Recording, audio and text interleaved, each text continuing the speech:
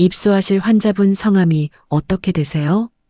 절뚝이는 여자가 펜을 들고 물었습니다. 준혁은 대답했습니다. 그리고 속으로 생각했습니다. 당신이 내 아내라는 것을. 20년 전 이 여자는 한라산에서 사라졌습니다. 수색대가 돌아왔고 서류 한 장이 남았습니다. 사망 추정. 준혁은 그 서류를 받아들고 주차장에서 1시간을 앉아 있었습니다. 눈물도 나오지 않았습니다. 그런데 지금 죽었다던 그 여자가 살아 있습니다. 제주 서귀포의 작은 요양병원에서 왼쪽 다리를 절뚝이며 남편의 이름을 차트에 받아 적으며 이 여자는 아무것도 기억하지 못합니다. 준혁도 아들도 한라산도 그 봄날도 기억이 통째로 사라진 채 20년을 살아왔습니다. 그러나 몸은 기억하고 있었습니다. 유자차를 두 손으로 감싸쥐는 방식, 웃을 때 눈이 없어지는 그 웃음, 그리고 담요를 여밀 때 왼손을 먼저 쓰는 그 습관. 준혁은 하나씩 확인했습니다. 그리고 마지막으로 팔목 안쪽을 봤습니다. 초승달처럼 굽은 작은 흉터. 유치원 때 넘어져서 생겼다고 웃으며 말하던 그 흉터가 거기 있었습니다. 이제 준혁은 말해야 합니다. 그러나 그것을 막으려는 사람이 있습니다. 20년 동안 이 여자 곁에서 아무 말도 하지 않은 채 지켜온 그 사람이. 사연 시작 전 구독과 좋아요를 눌러주시고 지금 어디서 이 이야기를 듣고 계신지 댓글로 남겨주세요. 당신의 일상에 평안과 행복이 가득하기를 바라겠습니다. 오늘의 사연 시작합니다. 29살 민준이 아버지 생일을 챙기는 방식은 이랬습니다. 편의점 비닐을 그대로 둔 채 식탁 위에 케이크를 올려놓고 인사 한마디 없이 현관문을 닫고 나가는 것. 과연 이 집의 생일다운 생일이 마지막으로 있었던 게 언제였을까요? 서준혁은 빈 식탁 앞에 혼자 앉아 그 케이크를 한참 바라봤습니다. 초도 없고 카드도 없고 리본도 없는 케이크였습니다. 손을 뻗어 비닐을 벗길 생각조차 들지 않았습니다. 54번째 생일 아침이었습니다. 준혁은 자리에서 일어나 서랍을 열었습니다. 맨 윗칸이 아니었습니다. 두 번째 칸도 아니었습니다. 가장 깊숙한 세 번째 칸, 그 안쪽에 손을 밀어 넣어야 닿는 곳에 낡은 종이 한 장이 접혀 있었습니다. 혼인신고서였습니다. 준혁은 그것을 꺼내 식탁 위에 펼치지 않았습니다. 그냥 손바닥 위에 올려놓고 무게를 느꼈습니다. 종이 한 장의 무게가 이토록 묵직할 수 있다는 것을 준혁은 이미 오래전부터 알고 있었습니다. 20년째 단 한 번도 버리지 못한 종이었습니다. 준혁은 혼인신고서를 다시 접어 서랍 깊숙이 넣었습니다. 그리고 그 위에 어머니 서말순의 요양병원 입소 서류 묶음을 꺼내 식탁 위에 올려놓았습니다. 볼펜 뚜껑을 손가락으로 두드렸습니다. 한 번, 두 번, 세 번. 멈추질 않았습니다. 서말순의 치매 증세가 빨라진 건 지난 6개월 사이였습니다. 처음에는 가스불을 끄지 않는 정도였습니다. 그 다음에는 주간 보호 선생님이 2달 전에 그만뒀다는 사실을 매일 잊었습니다. 지난주에는 민준에게 전화해서 오늘 수진이가 왜 안 오냐고 물었습니다. 민준은 그 말을 준혁에게 전하지 않았습니다. 준혁은 민준의 그 침묵에서 이미 전부 알아챘습니다. 3군데 병원을 돌아봤습니다. 3군데 모두 어머니가 거부했습니다. 이번이 마지막 선택지였습니다. 준혁은 볼펜을 내려놓고 출근을 준비했습니다. 민준의 방문 앞을 지나칠 때 그는 잠깐 멈췄습니다. 문을 열지는 않았습니다. 그냥 문에 손을 짚고 잠시 서 있었습니다. 29살이 된 아들의 얼굴 어딘가에 수진의 흔적이 남아있다는 것을 준혁은 알고 있었습니다. 눈매가 그랬습니다. 웃을 때 눈이 없어지는 방식이 그랬습니다. 그 사실을 민준에게 한 번도 말한 적이 없었습니다. 말할 수 없었습니다. 회사에 도착한 준혁은 자리에 앉자마자 서류를 폈습니다. 점심시간이 될 때까지 고개를 들지 않았습니다. 팀 막내 오연태가 식판을 들고 지나가다 말했습니다. 팀장님, 진짜 책상에 사진 한 장도 없으시네요? 준혁은 고개를 들어 자신의 책상을 바라봤습니다. 컵 하나, 볼펜 꽂이 하나, 서류 더미. 그게 전부였습니다. 그 광경이 낯설지 않다는 사실이 오히려 그를 서늘하게 만들었습니다. 오후 회의실에서 팀원들이 각자의 책상 사진 이야기를 나눌 때 준혁은 지갑을 꺼냈습니다. 안쪽 칸에 손을 넣었습니다. 낡고 모서리가 다른 필름 사진이 손끝에 걸렸습니다. 꺼내지는 않았습니다. 그냥 손끝으로 사진의 질감을 느끼다가 지갑을 닫았습니다. 퇴근 후 준혁은 은평구 어머니 집으로 향했습니다. 현관을 열자 된장국 냄새가 났습니다. 서말수는 밥상을 차려놓고 기다리고 있었습니다. 준혁이 자리에 앉아 요양병원 이야기를 꺼내자 서말수는 말없이 밥상을 밀었습니다. 엄마, 싫어. 한마디였습니다. 준혁은 밀려난 밥상을 다시 어머니 앞으로 당겼습니다. 그리고 혼자 저녁을 먹었습니다. 두 사람은 식사가 끝날 때까지 한마디도 하지 않았습니다. 서말순이 수저를 내려놓으며 말했습니다. 오늘 주간 보호 선생님이 왜 안 왔어? 준혁은 숟가락을 든 채 잠깐 멈췄습니다. 다음 주에 온대요. 거짓말이었습니다. 그 선생님은 2달 전에 그만뒀습니다. 서말수는 고개를 끄덕이며 물을 마셨습니다. 아무것도 의심하지 않았습니다. 그 눈빛이 준혁의 가슴 어딘가를 긁었습니다. 준혁이 돌아가려고 일어서자 서말순이 뒤에서 말했습니다. 나 거기 가면 죽어서 나오는 거 아니야? 준혁은 돌아보지 않았습니다. 안 그래요. 낮고 짧은 대답이었습니다. 현관문을 닫고 나서야 준혁은 벽에 잠깐 등을 기댔습니다. 눈을 감았습니다. 아파트 복도 형광등이 윙하고 울었습니다.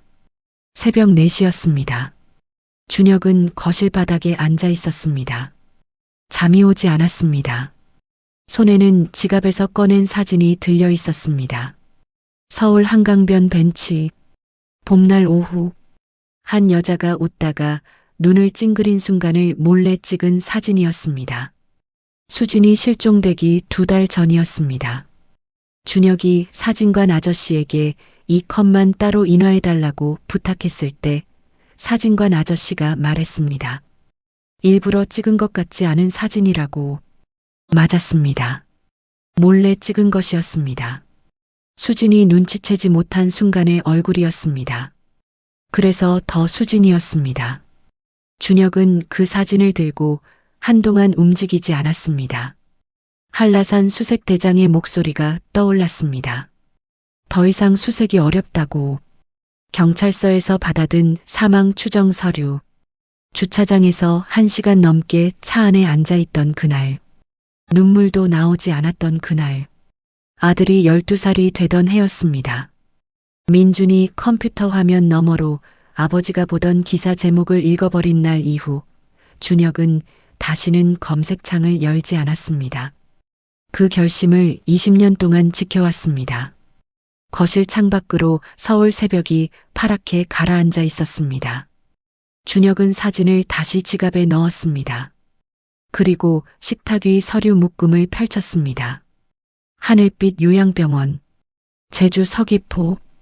준혁은 회사에 제주 현장 지원 업무를 자원했습니다. 서귀포 인근 리조트 단지 인허가 행정 지원이 실제로 밀려 있었습니다. 어머니를 데리고 내려가는 것은 그 출장의 부속 일정으로 처리했습니다. 아무도 이상하게 여기지 않았습니다.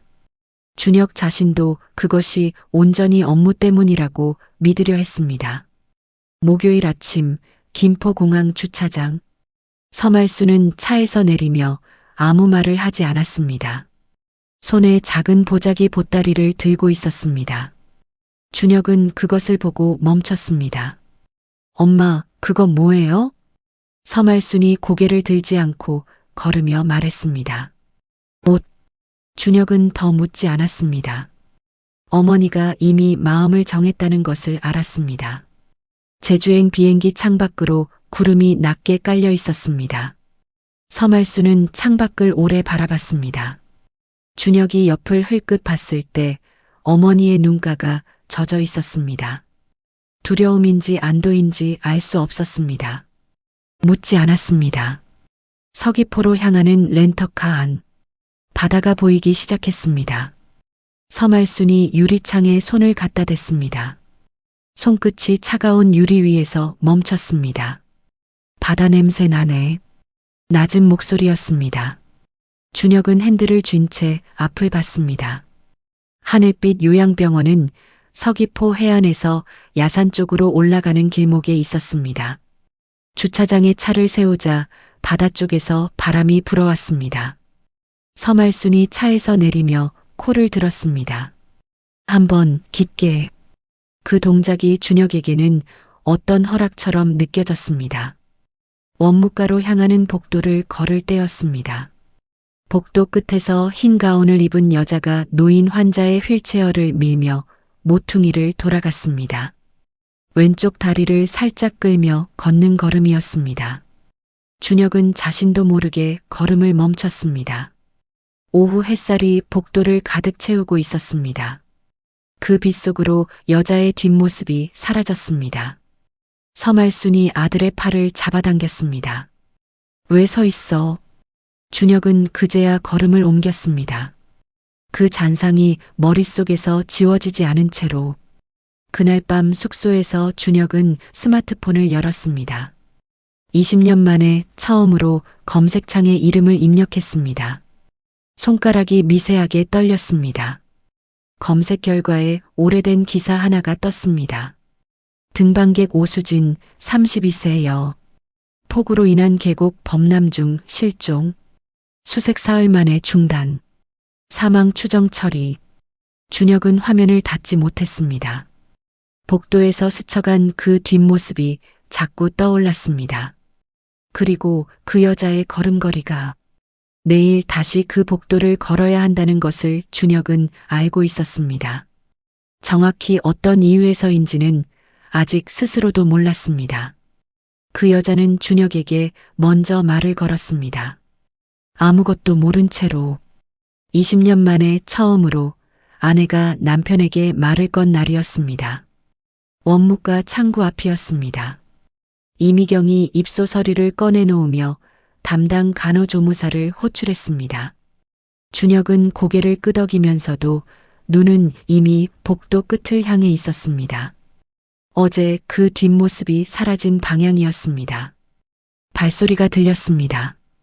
복도 끝에서 흰 가운이 걸어왔습니다. 왼쪽 다리를 살짝 끄는 걸음이었습니다. 어제와 같은 걸음이었습니다. 준혁의 심장이 한 박자 늦게 뛰었습니다. 여자는 창구 앞에 서서 차트를 펼쳤습니다. 고개를 숙인 채 펜을 들었습니다. 20년의 세월이 그 얼굴 위에 쌓여 있었습니다. 준혁은 그 얼굴을 보면서도 즉각 알아보지 못했습니다. 기억 속의 수지는 32살이었습니다. 지금 눈앞의 여자는 52살이었습니다. 그 사이에 20년이 놓여 있었습니다. 여자가 펜을 종이 위에 올리며 입을 열었습니다. 입소하실 환자분 성함이 어떻게 되세요? 낮고 차분한 목소리였습니다. 업무적인 목소리였습니다. 그런데 준혁은 그 자리에서 굳어버렸습니다. 그 목소리였습니다. 높낮이가 말끝을 살짝 내리는 방식이 20년 동안 꿈속에서만 들어온 바로 그 목소리였습니다. 서말순이 아들의 팔을 건드렸습니다. 준혁은 정신을 차렸습니다. 서말순입니다. 여자가 받아 적었습니다. 서말순. 펜이 종이 위를 움직이는 소리가 들렸습니다. 준혁은 그 소리를 들으며 숨을 참았습니다. 생년월일이요? 준혁이 답했습니다. 여자가 또 받아 적었습니다. 그 다음 항목으로 넘어가며 여자가 다시 말했습니다. 보호자 성함도 기재해야 해요. 서준혁입니다. 여자는 이번에도 아무런 반응 없이 받아 적었습니다. 서준혁. 준혁은 자신의 이름이 그 손에 적히는 것을 바라봤습니다. 20년 전 혼인신고서에 나란히 적혀 있던 두 이름이 떠올랐습니다. 오수진, 서준혁. 수속이 마무리될 즈음 여자가 서말순 쪽으로 몸을 기울였습니다. 서말순의 손끝이 창구 위에 놓여 있었습니다. 손가락 마디가 파랗게 질려 있었습니다. 여자가 먼저 알아챘습니다. 서말순이 입을 열기 전이었습니다. 여자가 두 손으로 서말순의 손을 감싸 쥐고 천천히 비볐습니다. 많이 차가우시네요. 혈액순환이 잘 안 되시는 거예요. 자주 이렇게 해주시면 좋아요. 서말순이 눈을 내리깔고 그 온기를 받았습니다. 준혁은 그 장면을 보다가 눈을 돌렸습니다. 똑같은 손 모양이었습니다. 수진이 어머니 손이 차갑다며 늘 그렇게 먼저 잡았습니다. 상대가 말하기 전에 먼저 알아채는 방식이었습니다. 준혁은 서류를 든 손에 힘을 줬습니다. 서말순이 여자를 올려다보며 말했습니다. 따뜻하네. 자주 주무르세요. 혼자서도 하실 수 있어요. 이미경이 시설 안내를 시작하려는데 서말순이 먼저 말했습니다. 이 아가씨가 안내해주면 안 돼요? 이미경이 잠깐 멈췄습니다. 여자가 서말순을 보며 웃었습니다. 제가 모실게요. 웃는 순간이었습니다. 눈꼬리에 주름이 잡혔습니다. 눈이 거의 없어지다시피 했습니다. 준혁은 그 웃음을 보는 순간 숨을 멈췄습니다. 20년 전 한강변 벤치, 낡은 필름 사진 속에서 수진이 웃던 방식이었습니다. 지갑 안에서 닳고 다른 그 사진 속의 웃음이었습니다. 준혁은 시선을 돌렸습니다. 눈을 돌리지 않으면 그 자리에서 무너질 것 같았습니다. 시설 안내가 시작됐습니다. 요양병원 1층 복도는 리놀륨 바닥이 반짝거렸습니다. 통유리 너머로 제주 바다가 펼쳐져 있었습니다. 파란 수평선이 창문 가득 들어왔습니다. 서말순이 그 앞에서 멈췄습니다. 여기서 바다가 다 보이네. 여자가 서말순 옆에 서서 말했습니다. 밤에는 파도 소리도 들려요. 창 열면요. 서말순이 천천히 고개를 끄덕였습니다. 그것도 좋겠네. 준혁은 두 사람의 뒷모습을 바라봤습니다. 어머니가 처음 본 사람에게 저렇게 빨리 마음을 여는 것을 본 적이 없었습니다. 단 한 번도. 1층 유리 온실 쉼터에 들어서자 두 노인이 화투를 치고 있었습니다. 딱딱 패를 내리치는 소리가 쾌활하게 울렸습니다. 서말순이 그 소리를 듣자마자 발걸음을 안쪽으로 옮겼습니다. 여자가 그 속도에 맞춰 옆에서 걸었습니다. 화투 좋아하세요? 서말순이 어깨를 으쓱했습니다. 젊었을 때는 좀 쳤지. 그럼 여기서 이기실 수 있겠는데요? 서말순이 소리내어 웃었습니다. 요양병원에 도착한 이후 처음으로 나온 웃음이었습니다. 준혁은 그 웃음소리를 들으며 복도 쪽으로 시선을 돌렸습니다. 눈이 뜨거워지려는 것을 막아야 했습니다. 배정된 2인실 병실로 짐을 옮겼습니다. 여자가 협탁을 정리하며 서말순에게 물었습니다. 바다 보이는 창가 침대 쓰실래요? 서말순이 말없이 그쪽으로 걸어가 앉았습니다. 동의의 표시였습니다. 여자가 이불을 꺼내 침대에 펼쳤습니다. 그리고 무릎 담요를 서말순의 다리 위에 덮어주었습니다. 왼손으로 담요 끝을 여미며 준혁의 손이 멈췄습니다. 협탁 위에 내려놓으려던 액자가 허공에 머물렀습니다. 왼손이었습니다. 오른손잡이가 담요를 정리할 때는 오른손을 먼저 씁니다. 수진만이 항상 왼손을 먼저 썼습니다. 이 여자도 왼손을 먼저 썼습니다. 준혁은 천천히 액자를 협탁 위에 내려놓았습니다. 소리가 나지 않도록 아무것도 느끼지 못한 것처럼. 서말순이 여자의 얼굴을 올려다보다가 말했습니다. 어딘가 나 찍네. 어디서 봤더라. 여자가 웃으며 말했습니다. 처음 뵙는 거예요, 어르신. 그래도 낯익어. 준혁은 고개를 들지 않았습니다. 서류를 들여다보는 척 눈을 내리깔았습니다. 짐 정리가 끝나고 여자가 자리를 뜨려는데 서말순이 말했습니다. 이름이 뭐야? 여자가 돌아서며 답했습니다. 수진이에요. 오수진. 서말순이 고개를 끄덕였습니다. 기억해둬야겠네. 준혁은 그 이름을 듣는 순간 숨을 내뱉지 못했습니다. 오수진, 오수진, 오수진. 그 세 글자가 귓속에서 떠나지 않았습니다. 얼굴로는 알아보지 못했습니다. 20년의 세월이 그 얼굴 위에 너무 두껍게 쌓여 있었습니다. 그러나 목소리는 알았습니다. 담요를 여미는 왼손은 알았습니다. 그리고 이제 이름까지 들었습니다. 준혁은 서류를 들고 일어섰습니다. 나가서 잠깐 확인할 게 있어요. 서말순은 이미 창밖 바다를 보고 있었습니다. 복도로 나온 준혁은 이미경을 찾았습니다. 저기 오수진 선생님이요. 이미경이 고개를 돌렸습니다. 여기서 근무하신 지 얼마나 됐어요? 이미경의 표정이 잠깐 굳었습니다. 그리고 천천히 말했습니다. 꽤 오래되셨어요. 그게 전부였습니다. 더 말하지 않았습니다. 준혁은 그 짧음이 귀에 걸렸습니다. 꽤 오래, 얼마나 오래인지 묻지 않았습니다. 대신 다른 것을 봤습니다. 병원 2층 원장실 창문이 준혁의 시야에 들어왔습니다. 커튼 뒤에서 누군가 내려다보고 있었습니다. 창문 앞에 서 있는 실루엣이었습니다.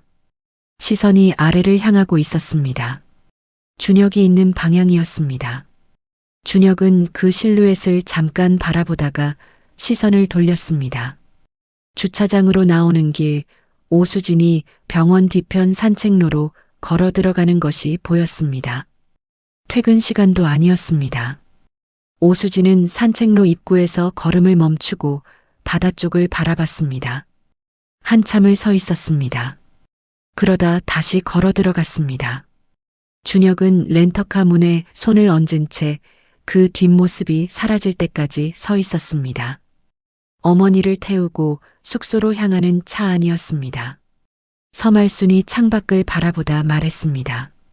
그 아가씨 다리가 불편한가 봐. 준혁이 앞을 보며 말했습니다. 그런가 봐요.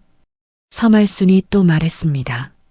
근데 웃는 게 참 화나더라. 잠시 침묵이 흘렀습니다. 서말순이 다시 창밖을 보며 중얼거렸습니다. 어딘가 아는 얼굴 같은데. 준혁은 브레이크 위에 올려둔 발에 천천히 힘을 줬습니다. 숙소에 체크인하고 서말순을 방에 들인 뒤 준혁은 혼자 자기 방으로 들어왔습니다. 짐도 풀지 않았습니다.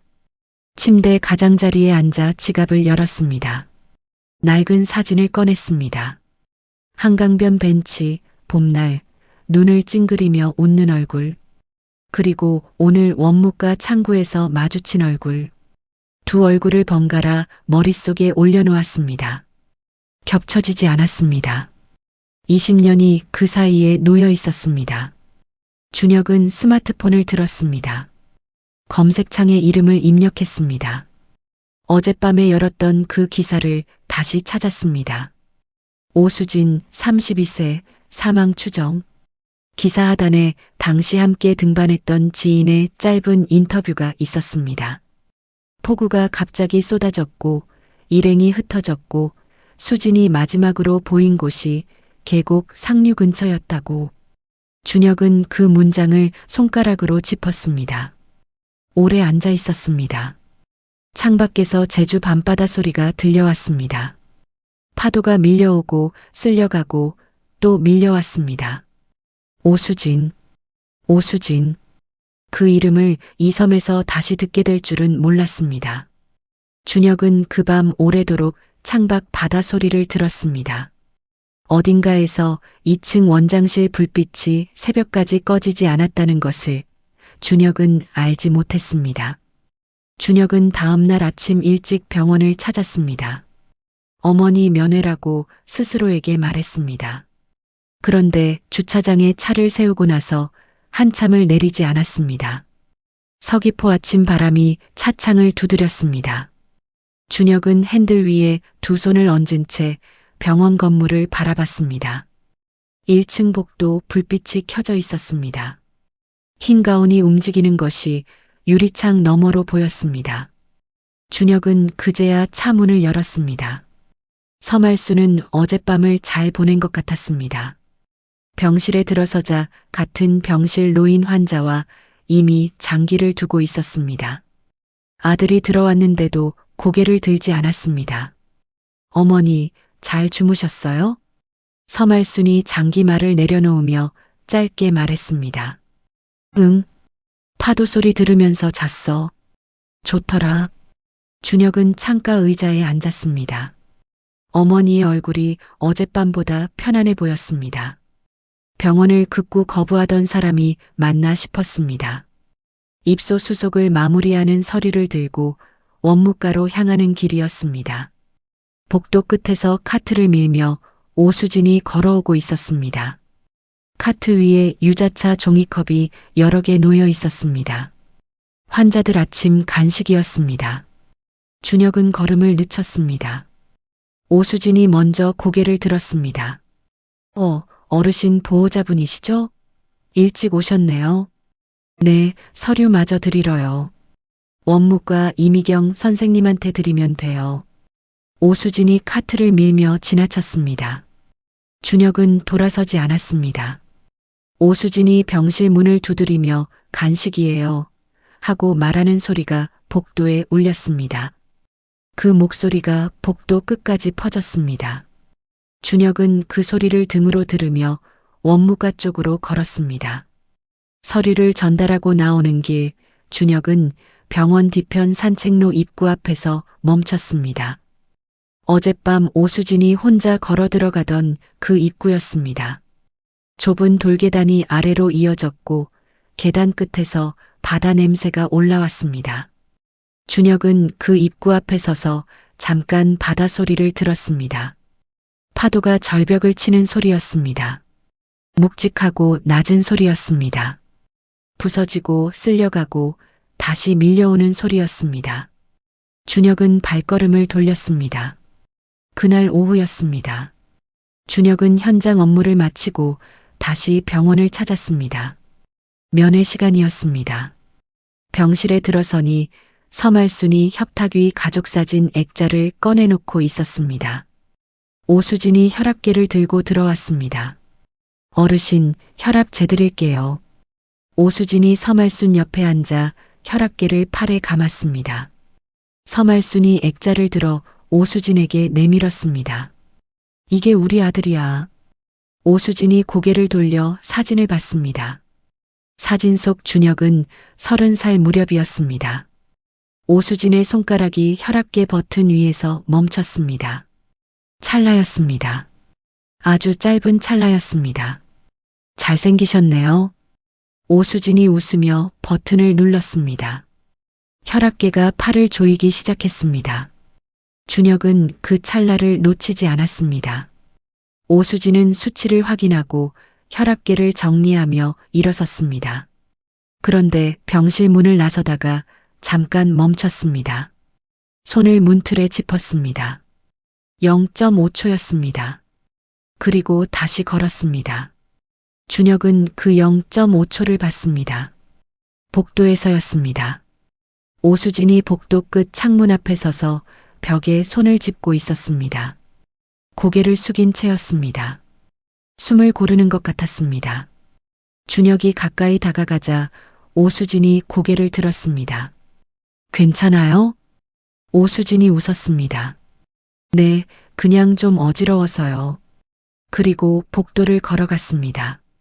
준혁은 오수진이 사라지는 뒷모습을 바라봤습니다. 어지러웠던 것이 아니라는 것을 알 수 있었습니다. 그날 저녁이었습니다. 준혁은 숙소로 돌아오는 길에 병원 뒤편 산책로 앞에서 차를 세웠습니다. 오수진이 산책로 입구에 서 있었습니다. 손에 유자차 종이컵을 들고 있었습니다. 두 손으로 컵을 감싸 쥔 채 바다를 바라보고 있었습니다. 준혁은 차에서 내렸습니다. 자갈 소리가 났습니다. 오수진이 소리를 듣고 돌아봤습니다. 퇴근하세요? 네. 저도 산책 좀 하려고요. 잠깐 침묵이 흘렀습니다. 오수진이 컵을 들어 바다 쪽을 가리키며 말했습니다. 여기 매일 와요. 이상하게 여기 서 있으면 마음이 가라앉아서요. 준혁은 아무 말도 하지 않았습니다. 무서운데 자꾸 오게 돼요. 이상하죠? 오수진이 컵을 두 손으로 다시 감싸주며 웃었습니다. 웃으면서도 눈은 바다를 보고 있었습니다. 준혁은 그 컵을 봤습니다. 유자차였습니다. 노란 유자 조각이 컵 안에 떠 있었습니다. 수지는 어떤 계절에도 유자차만 마셨습니다. 여름에도 겨울에도 병원 매점에서도 카페에서도 늘 유자차였습니다. 준혁은 눈을 들어 바다를 바라봤습니다. 목이 잠겼습니다. 무서운 게 익숙해지기도 하나요? 오수진이 고개를 기울이며 생각하다가 말했습니다. 익숙해진다기보다는 그냥 여기 있는 게 맞는 것 같은 느낌이 들어요. 말로 설명이 안 되는데. 준혁은 고개를 끄덕였습니다. 두 사람은 잠시 나란히 바다를 바라봤습니다. 파도 소리만 들렸습니다. 밀려오고 부서지고 쓸려가는 소리. 오수진의 손가락이 컵을 조금 더 세게 쥐었습니다. 저는 가볼게요. 오수진이 먼저 돌아섰습니다. 준혁은 그 뒷모습을 바라봤습니다. 절뚝이며 산책로 계단을 오르는 걸음이었습니다. 한 계단 한 계단. 난간을 왼손으로 꽉 쥐며 올라갔습니다. 왼손이었습니다. 준혁은 그 자리에 서서 오수진이 완전히 사라질 때까지 움직이지 않았습니다. 그날 밤이었습니다. 준혁은 숙소 책상에 앉아 종이를 꺼냈습니다. 볼펜을 들었습니다. 그리고 천천히 적기 시작했습니다.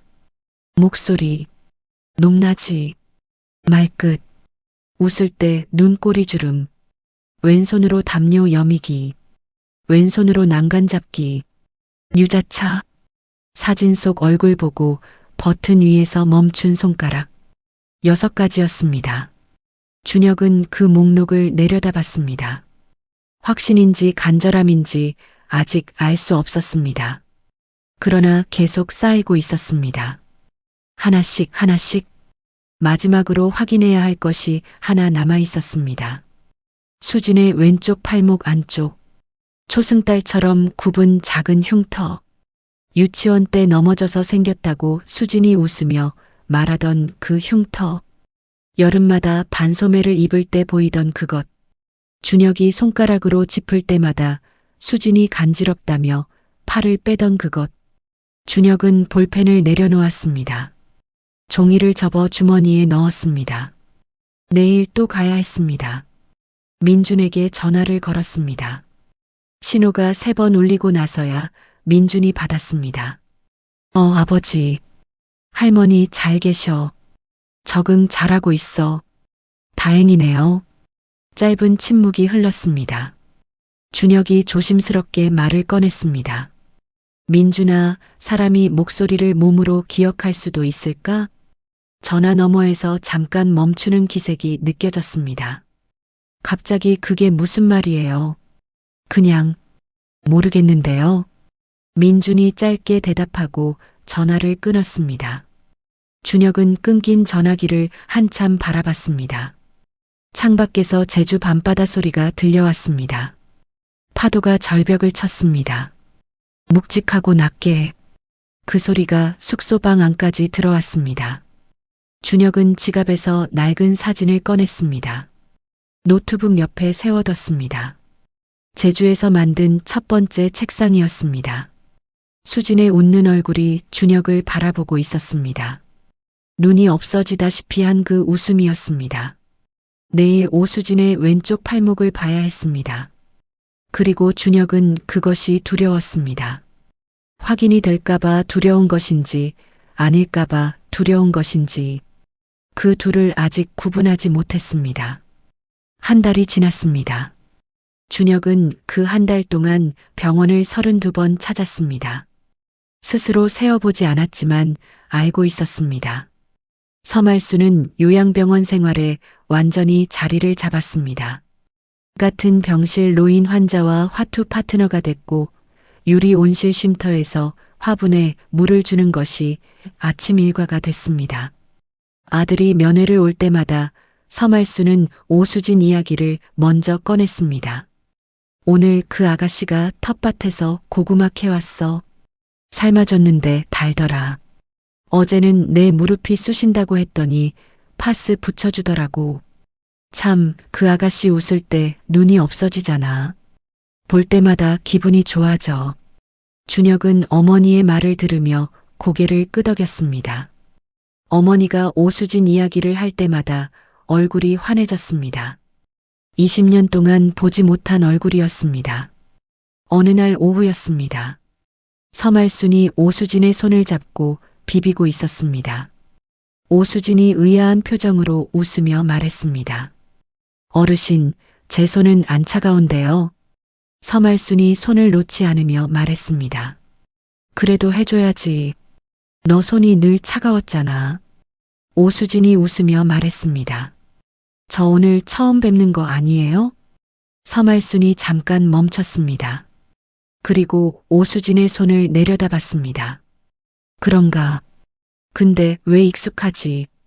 준혁은 병실 문 앞에 서서 그 장면을 바라봤습니다. 어머니가 수진의 손을 잡고 비비던 방식이었습니다. 수진의 손이 유독 차가웠을 때마다 어머니가 먼저 잡아 비볐습니다. 서말순의 몸이 기억하고 있었습니다. 20년이 지났는데도 준혁은 복도로 나왔습니다. 벽에 등을 기댔습니다. 눈을 감았습니다. 그 무렵이었습니다. 준혁은 오수진과 매일 저녁 산책로에서 마주치기 시작했습니다. 처음에는 우연처럼 보이도록 시간을 맞췄습니다. 오수진의 퇴근 시간을 파악하는데 열흘이 걸렸습니다. 산책로는 병원 뒤편 해안 절벽을 따라 이어진 좁은 길이었습니다. 돌계단을 내려가면 바다가 보이는 난간이 나왔습니다. 오수진은 그 난간 앞에서 늘 멈췄습니다. 어느 저녁 준혁이 옆에 서서 조심스럽게 물었습니다. 바다가 무서우면 여기 안 와도 되잖아요. 오수진이 난간을 왼손으로 쥐며 말했습니다. 뭔가 기억날 것 같은 느낌이 드는데 끝내 기억이 안 나요. 준혁은 아무 말도 하지 못했습니다. 꿈에서 물속에 있는 꿈을 꾸거든요. 누가 제 이름을 부르는데 얼굴은 안 보여요. 목소리만 들려요. 오수진이 난간에서 손을 떼며 웃었습니다. 이상하죠? 그냥 이상하지 않아요. 준혁의 목소리가 낮게 갈라졌습니다. 오수진이 준혁을 바라봤습니다. 준혁은 바다를 보고 있었습니다. 두 사람은 그날 난간 앞에서 한참을 서 있었습니다. 파도 소리만 오가는 시간이었습니다. 오수진이 먼저 자리를 뜨며 말했습니다. 내일 또 오실 거예요? 준혁이 고개를 끄덕였습니다. 그런데 그날 저녁이었습니다. 병원 2층 원장실에서 한도겸이 이미경을 불렀습니다. 이미경이 원장실 문을 열고 들어서자 한도겸이 창밖을 보며 말했습니다. 서말순 환자 보호자 말이야. 네, 서준혁 씨요. 면회가 좀 잦지 않아? 이미경이 잠깐 말을 고르다가 말했습니다. 어머니 걱정이 많으신 것 같아요. 입소 초기라서요. 한도겸이 창에서 몸을 돌렸습니다. 오수진 선생이랑 마주치는 일도 잦고 이미경이 대답하지 않았습니다. 한도겸이 낮게 말했습니다. 특이사항 생기면 바로 보고해. 이미경이 나간 뒤 한도겸은 다시 창가로 걸어갔습니다. 산책로 쪽을 내려다봤습니다. 이미 어두워져서 아무것도 보이지 않았습니다. 한도겸은 서랍을 열었습니다. 두꺼운 파일 하나를 꺼냈습니다. 표지에는 아무것도 적혀 있지 않았습니다. 한도겸은 그 파일을 책상 위에 올려놓고 오래 바라봤습니다. 열지 않았습니다. 그냥 손바닥을 표지 위에 얹었습니다. 한도겸과 오수진이 같은 병원에서 지낸 것은 20년이었습니다. 한도겸이 오수진을 향해 품어온 것은 한 번도 말해진 적이 없었습니다. 오수진은 감지했습니다. 그러나 모른 척했습니다. 두 사람 사이에는 그 말해지지 않은 것들이 20년 동안 쌓여 있었습니다. 준혁이 나타나기 전까지는 그 균형이 흔들린 적이 없었습니다. 다음 날 오전이었습니다. 준혁은 서말순 면회를 마치고 나오다가 한도겸과 복도에서 마주쳤습니다. 한도겸이 먼저 말을 걸었습니다. 서준혁 씨, 잠깐 시간 되세요? 원장실이었습니다. 한도겸이 자리에 앉으며 말했습니다. 어머니 적응은 잘하고 계신 것 같아서 다행입니다. 덕분에요. 그런데 면회 규정상 보호자 방문 횟수가 정해져 있어요. 입소 초기라 말씀을 못 드렸는데 이제는 좀 지켜주셔야 할 것 같아요. 준혁이 한도겸을 바라봤습니다. 규정이 어떻게 돼요? 주 3회입니다. 어머니가 치매 초기라 자주 오는 게 좋다고 들었는데요. 물론 그렇습니다.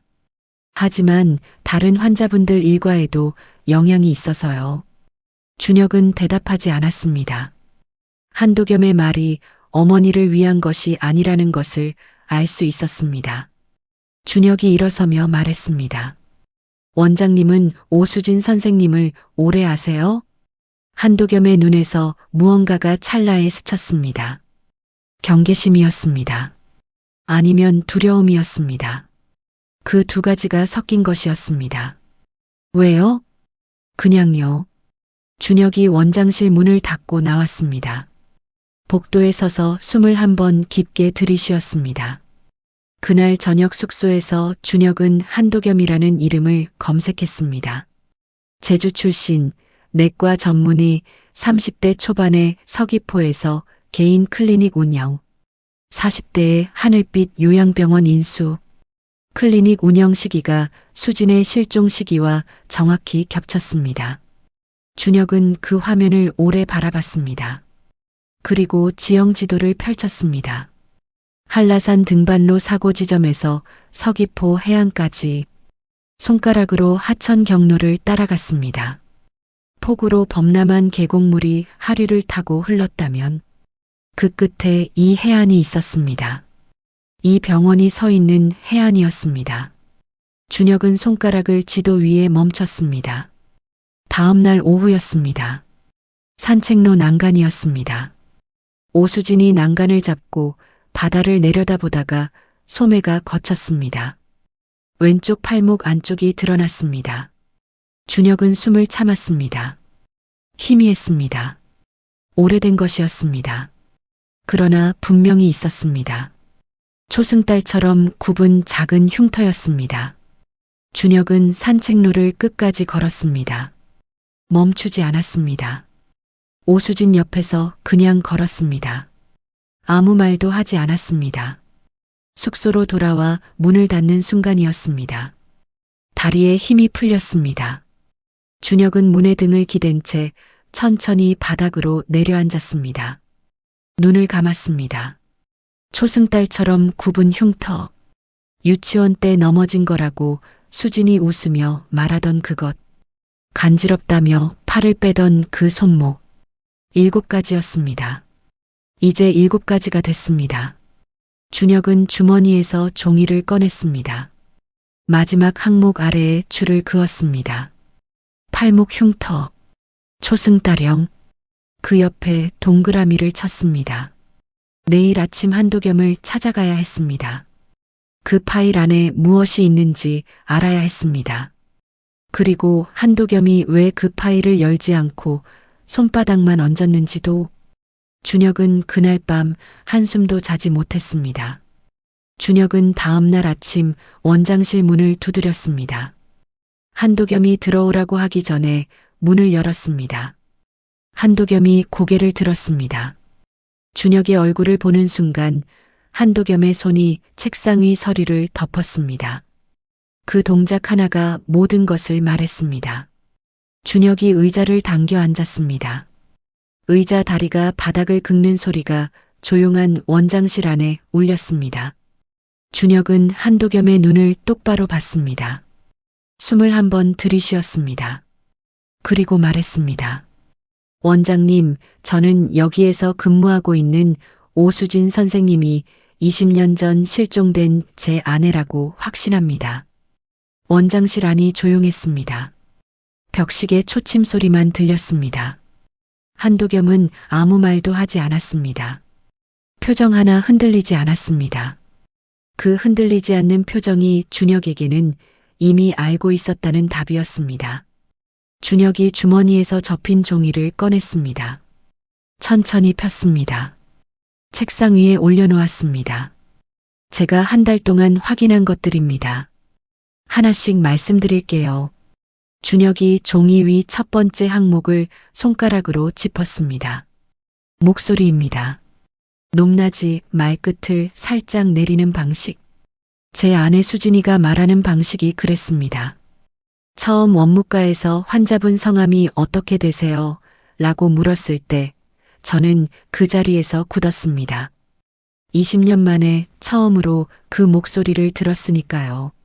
한도겸은 창밖을 봤습니다. 등을 돌렸습니다. 준혁이 두 번째 항목을 짚었습니다. 웃을 때 눈꼬리 주름입니다. 수진이는 웃으면 눈이 없어지다시피 했습니다. 오수진 선생님도 똑같습니다. 처음 웃는 걸 봤을 때 저는 눈을 돌려야 했습니다. 그 자리에서 무너질 것 같아서요. 준혁의 목소리가 낮게 흔들렸습니다. 그러나 멈추지 않았습니다. 세 번째입니다. 담요를 정리할 때 왼손을 먼저 씁니다. 오른손잡이인데 왼손을 먼저 쓰는 사람이 얼마나 됩니까? 수진이만 그랬습니다. 산책로 난간을 잡을 때도 왼손입니다. 항상. 한도겸의 어깨가 미세하게 움직였습니다. 네 번째는 유자차입니다. 어떤 계절에도 유자차만 마셨습니다. 여름에도 겨울에도. 수진이가 제게 처음 사준 음료도 유자차였습니다. 준혁이 잠깐 멈췄습니다. 숨을 고르는 시간이었습니다. 다섯 번째입니다. 저희 어머니가 오수진 선생님을 보면서 수진아 라고 불렀습니다. 치매가 있으신 분이에요. 최근 기억은 흐릿해졌지만 오래된 기억은 몸에 남아 있습니다. 어머니 몸이 기억하는 겁니다. 20년 전 며느리를. 한도겸이 창가에서 미세하게 몸을 굳혔습니다. 여섯 번째. 사진을 보여드리죠. 준혁이 지갑에서 낡은 사진을 꺼냈습니다. 한강변 벤치, 봄날, 눈을 찡그리며 웃는 얼굴. 모서리가 닳고 색이 바랜 사진이었습니다. 준혁이 그것을 책상 위에 올려놓았습니다. 실종 2달 전에 제가 찍은 사진입니다. 웃을 때 눈이 없어지는 방식을 보십시오. 한도겸이 돌아서지 않았습니다. 준혁이 마지막 항목을 짚었습니다. 7번째입니다. 어제 산책로에서 소매가 거쳤습니다. 왼쪽 팔목 안쪽에 흉터가 있습니다. 초승달처럼 굽은 작은 흉터입니다. 수진이가 어릴 때 넘어져서 생긴 거라고 저한테 직접 말했습니다. 제가 손가락으로 짚을 때마다 간지럽다며 팔을 빼던 그 흉터입니다. 준혁이 종이를 책상 위에 내려놓았습니다. 이 7가지가 전부 우연입니까? 원장실 안이 다시 조용해졌습니다. 한도겸이 천천히 몸을 돌렸습니다. 준혁을 바라봤습니다. 그 눈빛에서 부정의 말이 나오지 않을 것이라는 것을 준혁은 알았습니다.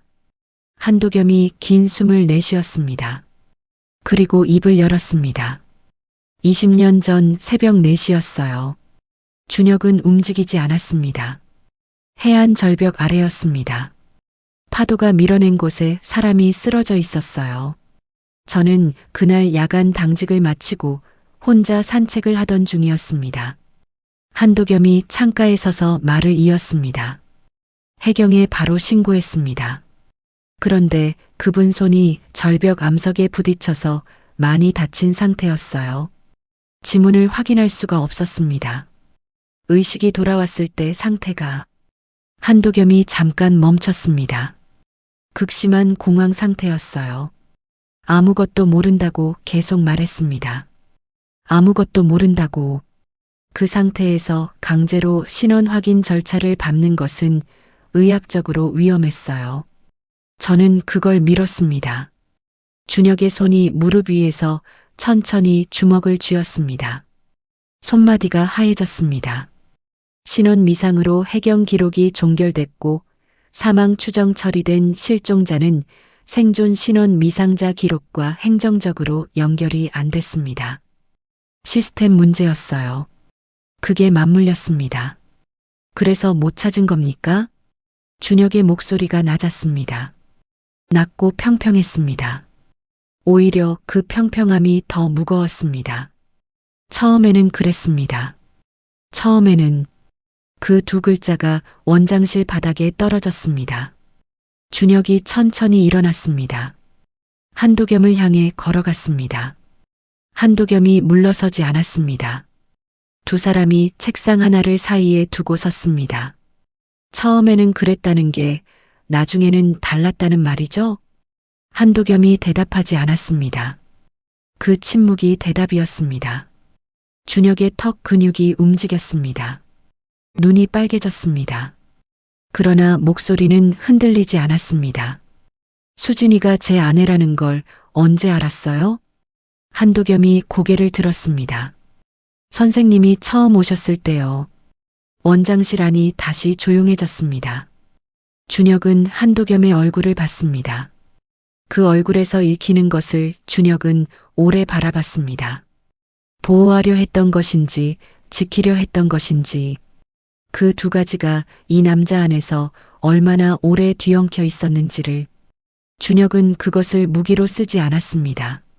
진료 기록 볼 수 있습니까? 한도겸이 서랍을 열었습니다. 어제 손바닥을 얹었던 그 파일이었습니다. 책상 위에 내려놓았습니다. 요약본입니다.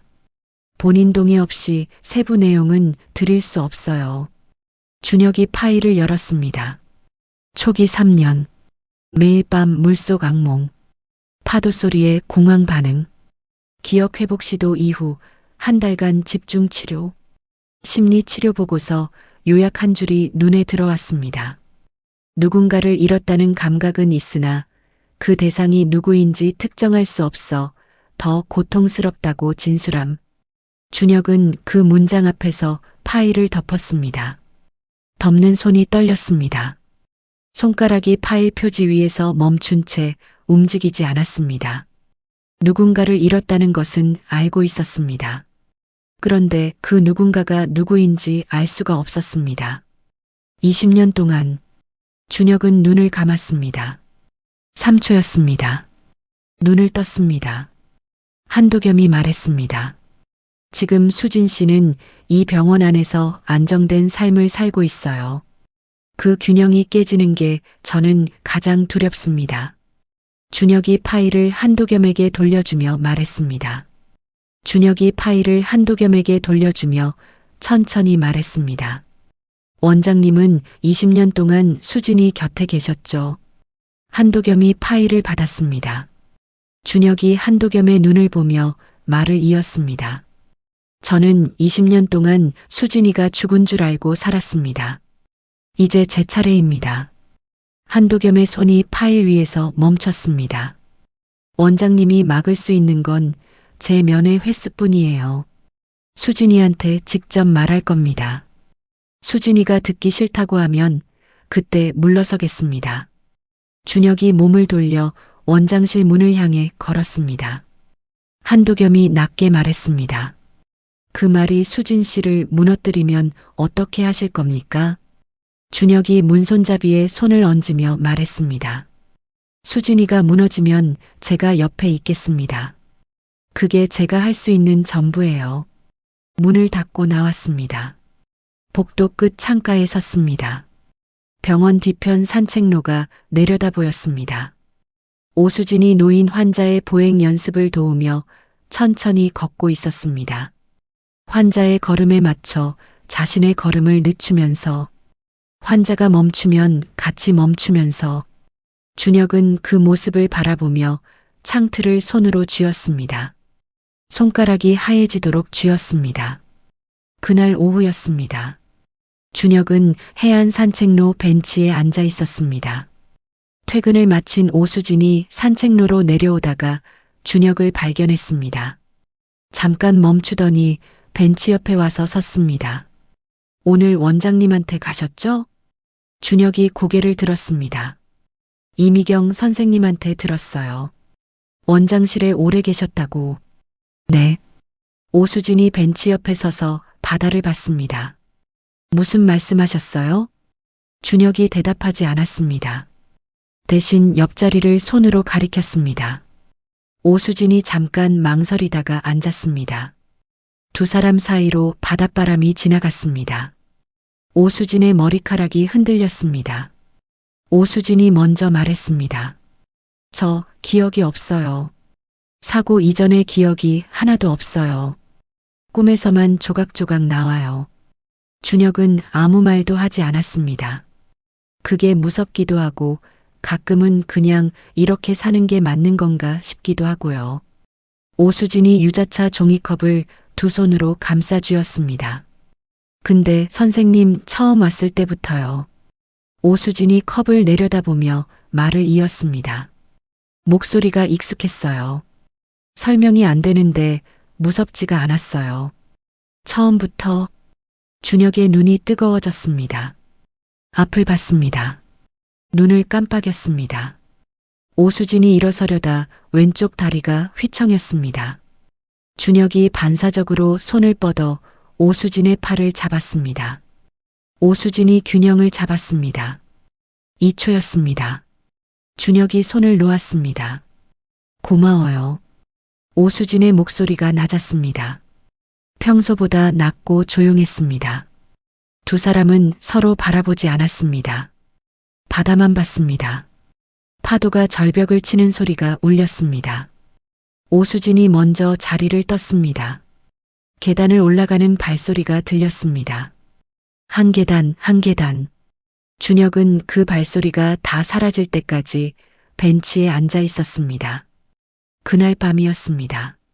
원무과 공지가 붙었습니다. 서말순 환자 보호자 서준혁 씨 면회주 1회로 제한. 병원 측의 공식 결정이었습니다. 다음 날 아침 이미경이 준혁에게 공문을 건넸습니다.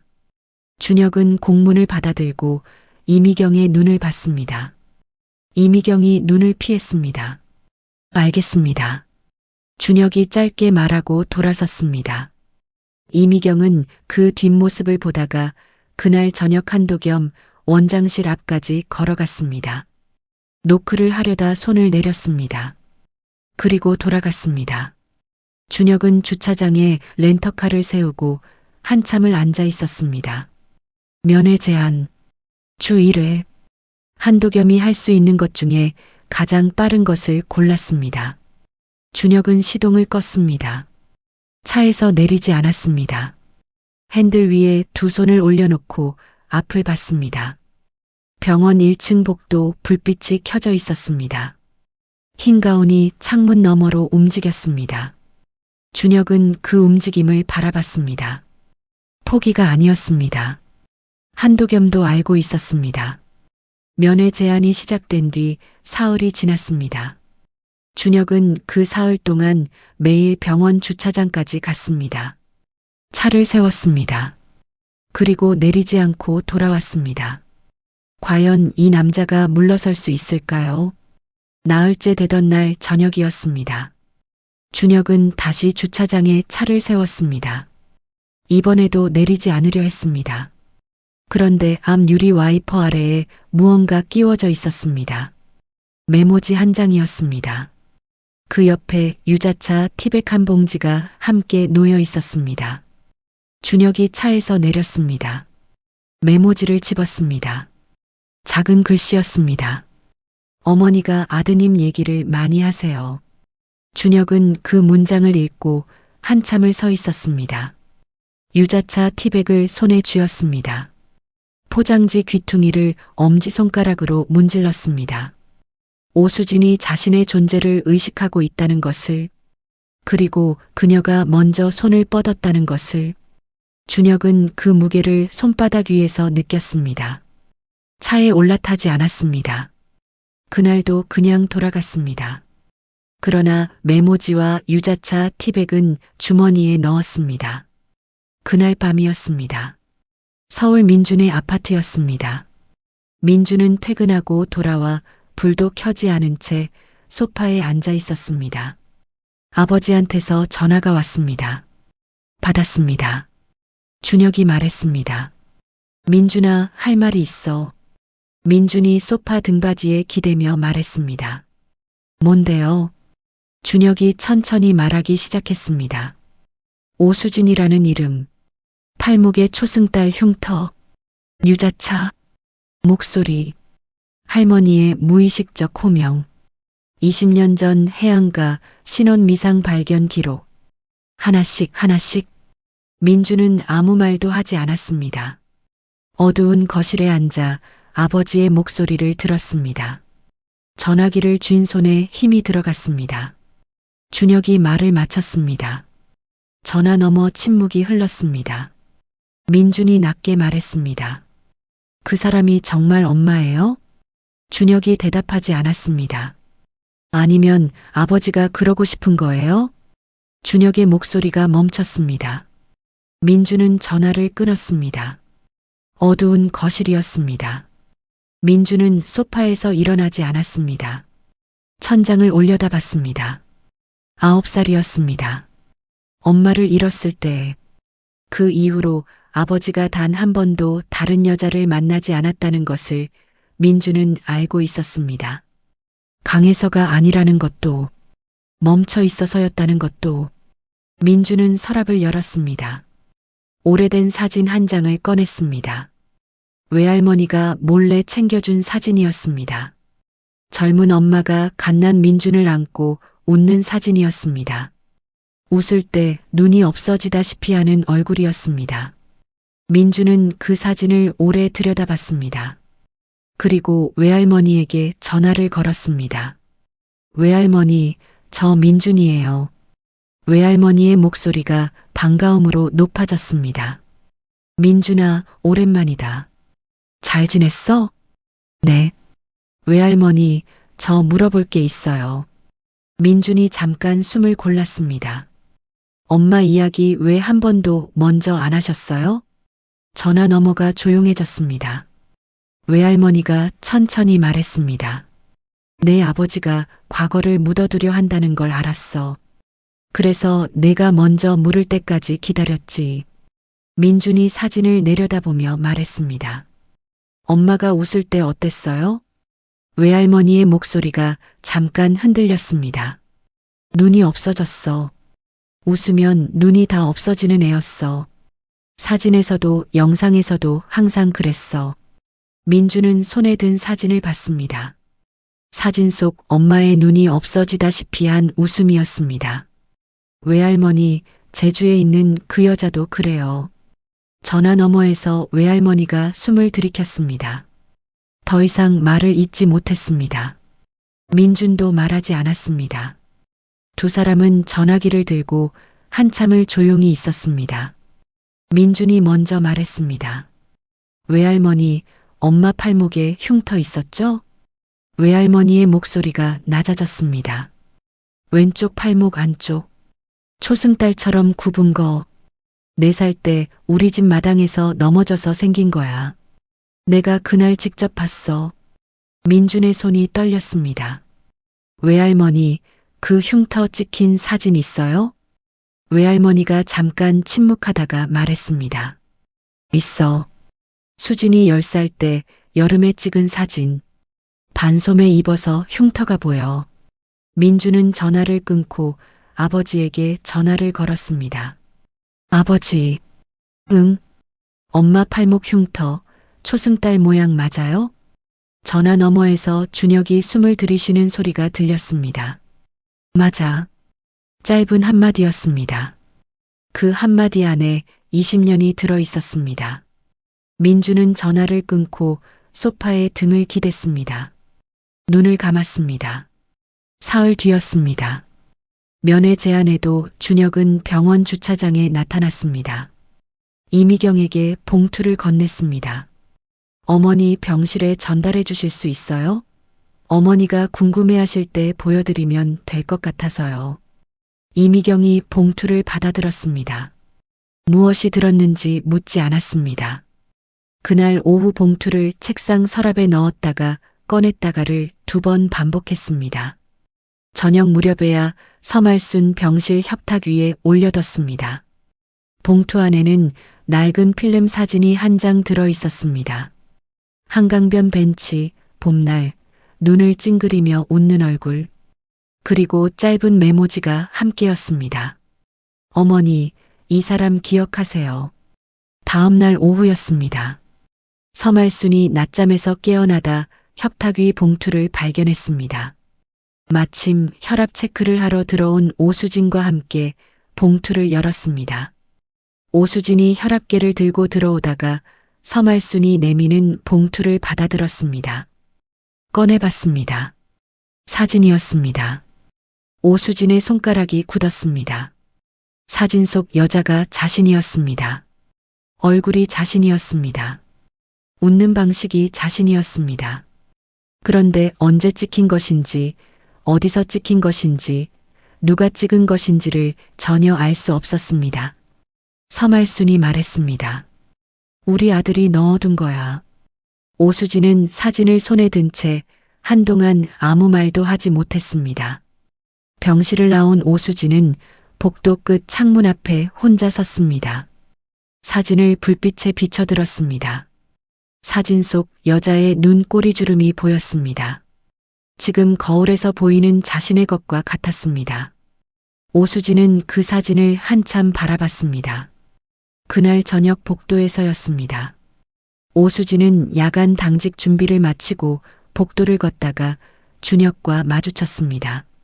면회 시간이 아니었습니다. 오수진이 멈추며 말했습니다. 면회 시간 아닌데요. 준혁이 말했습니다. 어머니 얼굴이 보고 싶어서요. 오수진이 준혁의 눈을 잠시 들여다봤습니다. 그리고 말했습니다. 그런 거면 괜찮아요. 두 사람이 복도에 나란히 서 있었습니다. 형광등 불빛이 하얗게 내려앉은 복도였습니다. 오수진이 조용히 말했습니다. 사진 봤어요. 준혁이 오수진을 바라봤습니다. 저예요, 그 사람이. 오수진의 목소리가 낮았습니다. 물음이 아니었습니다. 확인이었습니다. 준혁이 대답하지 않았습니다. 오수진도 더 묻지 않았습니다. 두 사람은 한동안 복도에 서 있었습니다. 형광등이 미세하게 윙하고 울었습니다. 오수진이 먼저 말했습니다. 무서운 사람 목소리는 달라요. 처음부터 선생님 목소리는 무섭지 않았어요. 준혁의 눈가가 젖어들었습니다. 창밖 바다 쪽으로 고개를 돌렸습니다. 눈을 한번 깜빡였습니다. 서말순 병실 쪽에서 소리가 들렸습니다. 준혁이 고개를 돌렸습니다. 서말순이 병실 문 앞에 서 있었습니다. 아들을 바라봤습니다. 아무 말도 하지 않았습니다. 그냥 고개를 한번 끄덕였습니다. 준혁은 그것이 무슨 뜻인지 알았습니다. 병원을 나서는 길이었습니다. 해안도로였습니다. 준혁은 갓길에 렌터카를 세웠습니다. 핸들에 이마를 댔습니다. 어깨가 흔들렸습니다. 소리가 나지 않았습니다. 그냥 어깨만 흔들렸습니다. 창밖에서 파도 소리가 들렸습니다. 밀려오고 부서지고 쓸려가는 소리가 그 울음과 같은 박자로 치고 빠졌습니다. 20년 만에 첫 울음이었습니다. 한편 그 무렵 서울에서 외할머니는 혼자 결정을 내리고 있었습니다. 낡은 사진 앨범을 꺼냈습니다. 딸 수진의 어릴 때 사진부터 결혼 전까지의 사진이 순서대로 꽂혀 있었습니다. 마지막 페이지에는 민준을 안고 있는 수진의 사진이 있었습니다. 외할머니는 그 페이지 앞에서 앨범을 덮지 못하고 오래 앉아 있었습니다. 그리고 10살 때 여름 사진을 꺼냈습니다. 반소매를 입은 수진의 왼쪽 팔목 안쪽에 초승달처럼 굽은 작은 흉터가 선명했습니다. 외할머니는 그 사진을 봉투에 넣었습니다. 그리고 스마트폰을 들어 제주행 비행기를 검색했습니다. 민준에게도 준혁에게도 알리지 않았습니다. 20년 동안 딸이 있을 리 없다고 믿어온 그 땅으로 외할머니는 혼자 내려가기로 했습니다. 다음 날 아침 일찍 비행기 표가 예매됐습니다. 토요일 아침이었습니다. 제주 서귀포 공항에 외할머니가 혼자 내렸습니다. 캐리어도 없었습니다. 작은 손가방 하나였습니다. 그 안에 봉투 하나가 들어 있었습니다. 외할머니는 공항 밖으로 나오면서 하늘을 한번 올려다봤습니다. 제주 하늘이었습니다. 20년 동안 한 번도 오지 않은 땅이었습니다. 딸이 사라진 땅이었습니다. 외할머니는 숨을 한번 깊게 들이쉬었습니다. 그리고 택시를 잡았습니다. 서귀포 시내 작은 여관에 짐을 풀었습니다. 창문을 열자 바다 냄새가 들어왔습니다. 외할머니는 그 냄새를 맡으며 창밖을 오래 바라봤습니다. 수진이가 이 냄새를 맡으며 20년을 살았을 것이라는 생각이 들었습니다. 외할머니는 창문을 닫지 않았습니다. 다음 날 아침이었습니다. 외할머니는 혼자 하늘빛 요양병원을 찾아갔습니다. 병원 안으로 들어가지 않았습니다. 주차장 끝 담장 옆 벤치에 앉았습니다. 병원 마당이 보이는 쪽을 향했습니다. 손에는 낡은 사진이 들려 있었습니다. 민준을 안고 웃는 수진의 사진이었습니다. 외할머니는 그 사진을 무릎 위에 올려놓고 기다렸습니다. 1시간쯤 지났습니다. 병원 뒤편 산책로에서 흰 가운을 입은 여자가 마당 쪽으로 걸어 나왔습니다. 왼쪽 다리를 살짝 끄는 걸음이었습니다. 마당에 나와 있던 노인 환자에게 먼저 손을 흔들었습니다. 외할머니의 눈이 그 여자에게 고정됐습니다. 여자가 마당을 가로질러 걸었습니다. 햇살이 여자의 어깨 위로 내려앉았습니다. 여자가 노인 환자 옆에 서서 웃었습니다. 눈이 없어지다시피 하는 웃음이었습니다. 외할머니의 손에서 사진이 무릎 아래로 떨어졌습니다. 외할머니는 그 자리에서 일어나지 못했습니다. 다리에 힘이 빠진 것이 아니었습니다. 일어서면 어떤 일이 벌어질지 알 수 없어서였습니다. 여자가 병실 쪽으로 들어가는 뒷모습이 사라질 때까지 벤치 위에서 손만 떨었습니다. 딸이었습니다. 걸음걸이가 달라져 있었습니다. 20년의 세월이 얼굴 위에 쌓여 있었습니다. 그러나 손을 흔드는 방식이 수진이었습니다. 웃을 때 눈이 없어지는 방식이 수진이었습니다. 외할머니는 그것을 알았습니다. 눈이 아니라 몸으로 알았습니다. 외할머니가 벤치에서 일어나 주차장을 나오려는데 맞은편에서 누군가 걸어오고 있었습니다. 외할머니가 멈췄습니다. 걸어오는 사람도 멈췄습니다. 민준이었습니다. 두 사람은 병원 주차장 입구에서 마주 섰습니다. 서로 알리지 않고 제주에 온 두 사람이었습니다. 외할머니의 눈이 이미 붉게 젖어 있었습니다. 민준이 외할머니의 손을 잡았습니다. 아무 말도 하지 않았습니다. 외할머니가 잡힌 손을 꼭 쥐며 말했습니다. 봤어. 민준아, 봤어. 민준이 외할머니를 바라봤습니다. 웃을 때 눈이 없어지더라. 손 흔드는 방식이 수진이야. 목소리는 못 들었는데 환자 부르는 입모양이 수진이더라. 민준은 외할머니의 손을 잡은 채 주차장 바닥을 내려다봤습니다. 발끝이 시야에 들어왔습니다. 눈이 뜨거워졌습니다. 외할머니를 여관까지 데려다 준 뒤 민주는 혼자 병원으로 돌아왔습니다. 주차장에 서서 병원 건물을 올려다봤습니다. 아버지가 이 주차장에서 사흘을 내리지 못하고 돌아간 이유를 처음으로 이해했습니다. 병원 안으로 들어갔습니다. 서말순 병실 문을 두드렸습니다. 서말순이 손자를 보고 반가움으로 눈을 키웠습니다. 민준아, 왜 왔어? 연락도 없이. 민준이 할머니 옆에 앉으며 말했습니다. 그냥 보고 싶어서요. 서말순이 민준의 얼굴을 살폈습니다. 무슨 소리 들었구나. 민준이 웃었습니다. 할머니는 눈치가 너무 빨라요. 서말순이 민준의 손을 잡았습니다. 그리고 오래 말이 없었습니다. 창밖 바다가 햇살에 반짝이고 있었습니다. 서말순이 천천히 입을 열었습니다. 민준아, 너 9살 때 생각나? 민준이 고개를 들었습니다. 밤마다 엄마 찾았잖아. 엄마 하면서. 민준이 아무 말도 하지 않았습니다. 그때 내 아버지가 내 방문 밖에서 벽에 기대어 있었어. 매일 밤. 들어오지도 못하고. 민준의 눈이 흔들렸습니다. 내 아버지가 20년 동안 아무도 안 만난 거 강해서가 아니야. 멈춰 있어서야. 그 사람 아직도 거기 있어. 민준은 창밖을 봤습니다.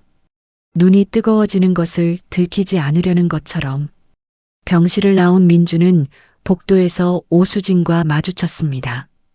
오수진이 민준을 보고 웃으며 말했습니다. 서말순 어머니 손자분이세요? 어머니 닮으셨다. 민준이 인사를 하려다 멈췄습니다. 오수진의 웃음이었습니다. 눈이 없어지다시피 하는 그 웃음이었습니다. 외할머니가 봤다는 그 웃음이었습니다. 가까운 거리에서 마주한 것은 처음이었습니다. 민준은 인사말을 제대로 받지 못했습니다. 오수진이 고개를 기울이며 말했습니다. 괜찮아요? 민준이 겨우 말했습니다. 배가 좀 고파서요. 오수진이 웃으며 말했습니다. 구내식당에 오후 간식 남아있을 거예요. 같이 가요. 구내식당이었습니다. 오수진이 작은 접시에 빵을 담아 민준 앞에 내려놓았습니다. 민준이 빵을 집어 급하게 먹었습니다. 오수진이 반사적으로 말했습니다. 천천히 먹어요. 그리고 멈췄습니다. 오수진 자신이 먼저 놀랐습니다. 그 말이 왜 나왔는지 설명할 수 없었습니다. 그냥 나온 말이었습니다. 민준은 빵을 삼키지 못한 채 잠깐 멈췄습니다. 오수진을 바라봤습니다. 오수진은 민준의 시선을 받으며 멋쩍게 웃었습니다. 제가 왜 그랬지? 민준이 시선을 내렸습니다. 빵을 다시 집었습니다. 천천히 먹었습니다. 그날 오후였습니다. 서말순이 낮잠을 자는 시간이었습니다. 민준이 병실 협탁 위 사진 봉투를 발견했습니다. 꺼내봤습니다. 한강변 벤치, 봄날. 눈을 찡그리며 웃는 얼굴. 민준은 그 사진을 들고 한참을 앉아 있었습니다. 기억이 없었습니다. 이 사진을 찍을 때 민준은 아직 태어나지 않았거나 갓난아기였습니다. 그러나 이 얼굴을 알았습니다. 구내식당에서 빵을 천천히 먹으라고 말하던 그 얼굴이었습니다. 민준은 사진을 봉투에 넣어 협탁 위에 다시 올려놓았습니다. 저녁이었습니다. 민준은 외할머니 여관을 다시 찾았습니다. 두 사람은 함께 저녁을 먹었습니다. 외할머니가 수진이 어릴 때 이야기를 꺼냈습니다. 5살 때 마당에서 넘어지면서도 울지 않던 이야기. 밥을 먹을 때 항상 제일 먼저 다 먹고 기다리던 이야기. 누가 아프면 제 일처럼 걱정하던 이야기. 민주는 처음 듣는 이야기였습니다. 그런데 어딘가 익숙했습니다. 구내식당에서 오수진이 했던 것들과 겹쳐지는 이야기들이었습니다. 외할머니가 수저를 내려놓으며 말했습니다. 민준아, 나는 준혁이한테 맡기기로 했어. 민준이 외할머니를 바라봤습니다. 수진이가 선택해야지. 내가 나서면 안 돼. 민준이 고개를 끄덕였습니다. 그날 밤이었습니다. 준혁의 숙소였습니다. 문을 두드리는 소리가 났습니다. 준혁이 문을 열었습니다. 민준이 서 있었습니다. 두 사람이 마주 앉았습니다. 민준이 제주에 내려온 이후 처음이었습니다. 민준이 말했습니다. 외할머니도 제주에 와 있어요. 준혁이 민준을 바라봤습니다. 오수진 씨 직접 봤대요. 웃을 때 눈이 없어진다고. 준혁이 아무 말도 하지 않았습니다. 민준의 얼굴을 오래 바라봤습니다. 민준이 말을 이었습니다. 저도 오늘 봤어요. 구내식당에서. 준혁이 낮게 물었습니다. 어땠어? 민준이 잠깐 침묵하다가 말했습니다. 빵 급하게 먹었더니 천천히 먹으래요. 준혁의 눈가가 움직였습니다. 민준이 창밖을 봤습니다. 내일 외할머니 만나세요. 가져온 거 있대요. 준혁이 고개를 끄덕였습니다. 그날 밤 민준은 준혁의 숙소 소파에서 잠들었습니다. 준혁은 민준이 잠든 뒤에도 오래 앉아 있었습니다. 아들의 얼굴을 바라봤습니다. 눈을 감고 자는 얼굴이었습니다. 웃지 않아도 수진의 흔적이 있었습니다. 눈매가 그랬습니다. 창밖에서 제주 밤바다 소리가 들렸습니다. 파도가 밀려오고 쓸려가는 소리였습니다. 내일 외할머니를 만나야 했습니다. 그리고 그 다음에는 수진에게 직접 말해야 했습니다. 준혁은 그것을 알고 있었습니다. 두렵지 않다고 하면 거짓말이었습니다. 그러나 더 이상 미룰 수 없다는 것도 알고 있었습니다. 오수진이 이미 문을 열고 있었습니다. 아주 조금씩, 그러나 분명히. 다음 날 오전이었습니다. 준혁은 민준과 함께 외할머니가 묵고 있는 여관을 찾아갔습니다. 민준이 문을 두드렸습니다. 외할머니가 문을 열었습니다. 준혁과 눈이 마주쳤습니다. 20년 만이었습니다. 두 사람은 한동안 말이 없었습니다. 외할머니가 먼저 준혁의 손을 잡았습니다. 준혁은 그 손을 잡은 채 고개를 숙였습니다. 외할머니의 손이 떨렸습니다. 준혁의 손도 떨렸습니다. 민준은 두 사람 옆에 서서 창밖을 봤습니다. 외할머니가 먼저 자리에 앉으며 말했습니다. 나 어제 봤어. 직접 봤어. 준혁이 고개를 들었습니다. 걸음걸이가 달라졌더라. 근데 손 흔드는 방식이 수진이야. 웃을 때 눈이 없어지는 것도 수진이고. 외할머니가 가방에서 봉투를 꺼냈습니다. 준혁 앞에 내려놓았습니다. 열어봐. 준혁이 봉투를 열었습니다. 사진이 한 장 나왔습니다. 수진이 10살 때 여름 반소매를 입고 외할머니 집 마당에서 찍힌 사진이었습니다. 햇살이 환했습니다. 수진이 카메라를 보며 웃고 있었습니다. 왼쪽 팔목 안쪽이 선명하게 보였습니다. 초승달처럼 굽은 작은 흉터였습니다. 준혁은 그 부분을 손가락으로 짚었습니다. 사진 위에서 손가락이 멈췄습니다. 외할머니가 사진 뒷면을 가리키며 말했습니다. 뒤에 내가 써뒀어. 준혁이 사진을 뒤집었습니다. 외할머니의 볼펜 글씨였습니다. 수진이 4살 때 우리 집 마당에서 넘어져서 생긴 흉터. 준혁은 그 글씨를 손가락으로 짚었습니다. 오래 짚고 있었습니다. 외할머니가 준혁의 손을 덮으며 말했습니다. 준혁아, 수진이한테 직접 말해. 내가 나서면 수진이가 감당하기 어려울 수 있어. 수진이가 스스로 선택하게 해줘야 해. 준혁이 고개를 끄덕였습니다. 수진이가 준비됐을 때 내가 만나겠어. 외할머니의 눈가가 젖어 있었습니다. 그러나 울지 않았습니다. 오래 참아온 사람의 눈빛이었습니다. 여관을 나온 뒤 민준이 먼저 말했습니다. 아버지, 저 오늘 같이 가도 돼요? 준혁이 민준을 바라봤습니다. 가자. 그날 저녁이었습니다. 병원 뒤편 해안 절벽 산책로 끝 벤치였습니다. 오수진이 먼저 와서 앉아 있었습니다. 유자차 종이컵을 두 손으로 감싸 쥔 채였습니다. 바다를 바라보고 있었습니다. 준혁이 벤치 옆에 왔습니다. 오수진이 고개를 돌렸습니다. 앉아도 될까요? 오수진이 옆자리를 손으로 가리켰습니다. 준혁이 앉았습니다. 두 사람 사이로 바닷바람이 지나갔습니다. 파도 소리가 절벽 아래에서 올라왔습니다. 묵직하고 낮은 소리였습니다. 오수진이 먼저 입을 열었습니다. 원장님한테 다 들었어요. 준혁이 오수진을 바라봤습니다. 20년 전 일이요. 제가 어떻게 여기 오게 됐는지. 준혁이 아무 말도 하지 않았습니다. 무섭더라고요. 처음에는. 오수진이 컵을 내려다봤습니다. 근데 이상하게 무서운 게 아니었어요. 그래서 바다가 무서웠던 거구나 하는 게 먼저 들었어요. 준혁이 고개를 숙였습니다. 오수진이 계속 말했습니다. 기억은 없어요. 지금도 없어요. 선생님이 누구였는지도, 우리가 어떻게 살았는지도, 아무것도 모르는 것은 똑같아요. 바람이 불었습니다. 오수진의 머리카락이 흔들렸습니다. 근데요.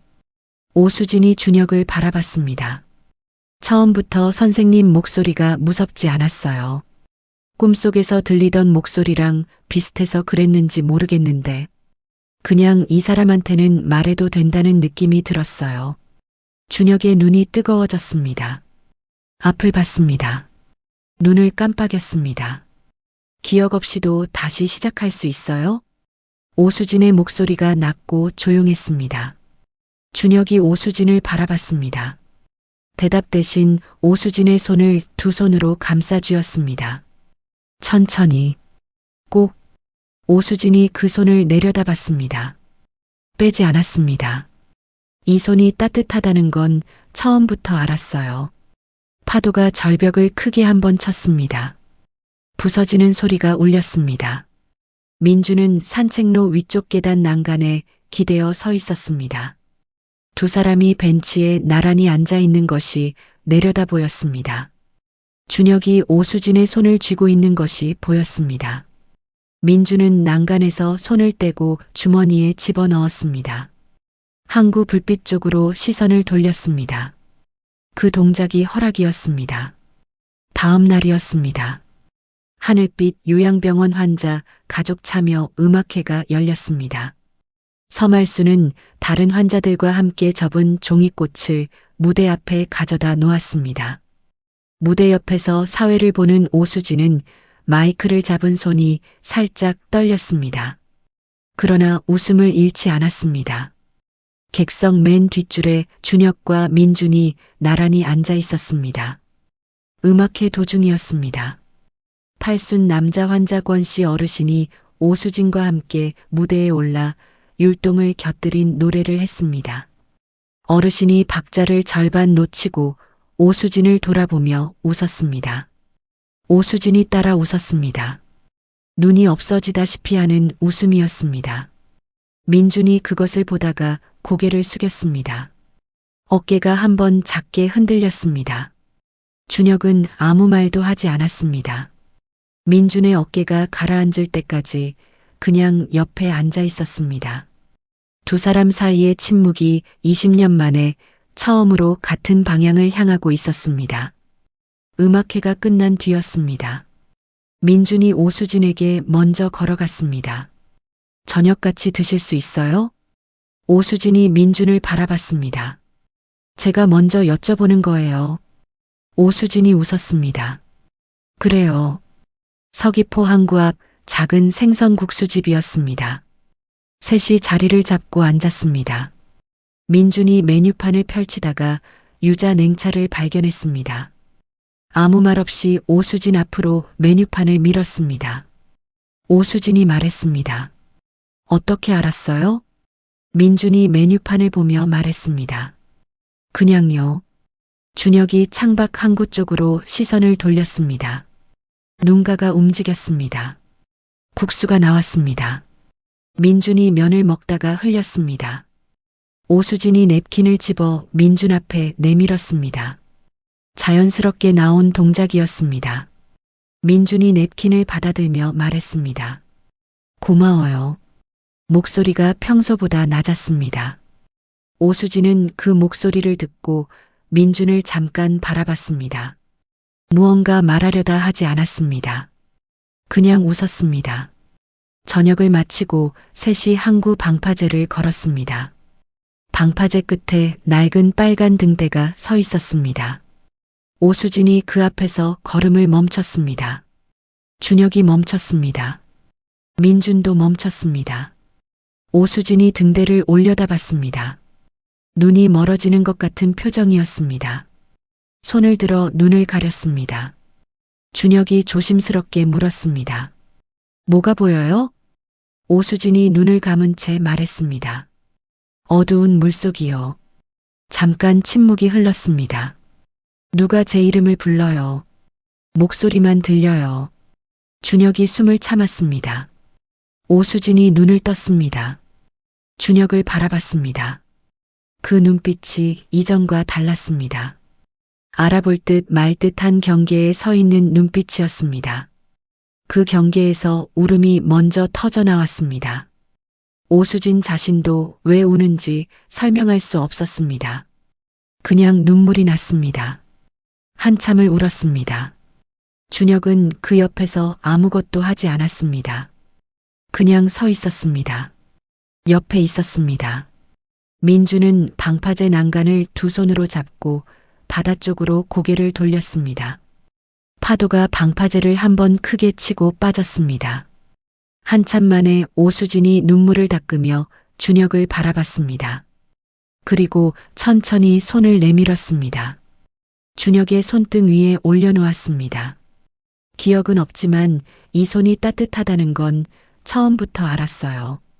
준혁이 그 손을 더 깊이 쥐었습니다. 파도가 또 한 번 방파제를 쳤습니다. 그날 밤이었습니다. 오수진은 직원 숙소로 돌아와 일기장을 폈습니다. 20년 동안 써온 일기장이었습니다. 오늘 날짜 칸에 펜을 올렸습니다. 오래 썼습니다. 처음으로 긴 문장을 썼습니다. 마지막 줄이었습니다. 이름을 되찾는 일부터 천천히 해보기로 했다. 펜을 내려놓았습니다. 창문을 열었습니다. 제주 바다 소리가 들어왔습니다. 파도 소리였습니다. 오수진은 그 소리를 들으며 오래 창밖을 바라봤습니다. 이제는 그 소리가 무섭지 않았습니다. 한편 그날 저녁 한도겸은 원장실에 혼자 앉아 있었습니다.